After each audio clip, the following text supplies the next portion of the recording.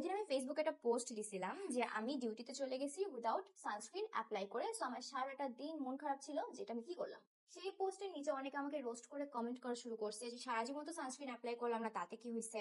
আমাদের দাদিরা নানিরা তারা তো সানস্ক্রিন অ্যাপ্লাই করে না, কি সমস্যা হয় তাতে?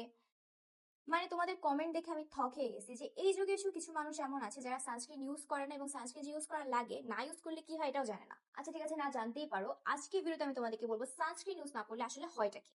5টা পয়েন্ট আকারে বলবো, সো মন দিয়ে শুনবা। Number one and most obvious, sunscreen use না করে বাইরে যাও, রোদে পড়ো, ট্যান পড়ে যাবে। ট্যান তো পড়বে, এটা সবাই জানে মোটামুটি, যে রোদে পড়লে কালো হবা, ট্যান হবা। আয়নার নিজের দিকে তাকাবা, তোমার নিজের স্কিন টোন হচ্ছে, দেখবা যে তুমি 1 শেড 2 শেড 3 4 শেডও তুমি অনেক সময় ডার্ক হয়ে যেতে পারো। নাম্বার টু, মেস্তা, পিগমেন্টেশন, ব্রণের দাগ বা যে কোনো কালো দাগ, তুমি যদি সানস্ক্রিন না ব্যবহার করো, রোদের সংস্পর্শে ডিরেক্টলি আসো, ওটা আরো খারাপের দিকে চলে যাবে। তুমি নর্মালি মেস্তা ট্রিটমেন্ট মনে করো 6 মাস ধরে নিচ্ছ, যেটা কোনো রেজাল্টই পাচ্ছ না, কেন পাচ্ছ না? সানস্ক্রিন ইউজ করতেছো না। নাম্বার থ্রি, স্কিনে এক্সেস টেক্সচার চলে আসা। নর্মালি অ্যাজ আ হিউম্যান স্কিনের কিছু টেক্সচার থাকবে, এটা স্বাভাবিক, কিন্তু সানস্ক্রিন ইউজ না করলে তুমি দেখবা যে আস্তে আস্তে তোমার স্কিন অনেক বেশি রুক্ষ হয়ে যাচ্ছে। গ্লো এর কথা বাদই দাও, তুমি তোমার স্কিনের টেক্সচার দেখতে পাবা, অর্থাৎ তোমার স্কিন উঁচা নিচা হয়ে যাচ্ছে। Number four, ageing. নর্মালি বয়সের সঙ্গে সঙ্গে চেহারার ভিতরে এজের সাইন আসবে, স্বাভাবিক, কিন্তু তুমি যখন সানস্ক্রিন ব্যবহার করবা না, তখন দেখবা সূর্যের ইউভি এ ইউভি বি এগুলো তোমার স্কিনে কোলাজেনটাকে ব্রেক ডাউন করে ফেলবে খুবই দ্রুত।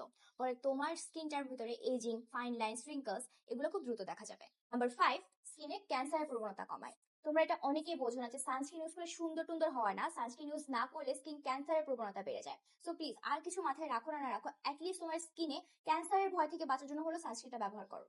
সানস্ক্রিন ইউজ করতে হবে এটা না হয় বুঝলাম, কিন্তু কোন সানস্ক্রিনটা ইউজ করবো? কারণ বাজারে এত এত প্রাইস রেঞ্জে এত এত সানস্ক্রিন আছে, কোনটা তোমার জন্য সুটেবল হবে? দেখো, একটা জিনিস তোমাকে মানতেই হবে, সানস্ক্রিনের প্রাইস যখন কম হয়, দেখা যায় যে বেশিরভাগ ক্ষেত্রেই ওটার ভিতরে যে ইউভি ফিল্টার গুলো থাকে ওগুলো অত বেশি স্ট্রং হয় না, আর বেশিরভাগ ক্ষেত্রে ওগুলো ময়শ্চারাইজিংও হয় না। একটু হাই এন্ডের যে সানস্ক্রিন গুলো আছে, এগুলোর ইউভি ফিল্টার গুলো অনেক মডার্ন হয়, অনেক বেশি স্ট্রং হয়, এবং তোমাকে প্রপার প্রোটেকশনের পাশাপাশি অনেক সময় সিবাম কন্ট্রোল করতে পারে, ব্রাইটনিং হতে পারে, হাইড্রেটিং হতে পারে। এই কারণে আমি বর্তমানে ট্রাই করছি কোরিয়ান নিউজ এন্ড ডার্মোলজি ব্র্যান্ডের এই এয়ারি সানস্ক্রিনটা। এটা কোরিয়াতে খুবই পপুলার একটা সানস্ক্রিন, আর কোরিয়ান সানস্ক্রিনের বেলা নতুন করে আর কি বলবো, এগুলো সবগুলো একদম অন্য লেভেলে থাকে।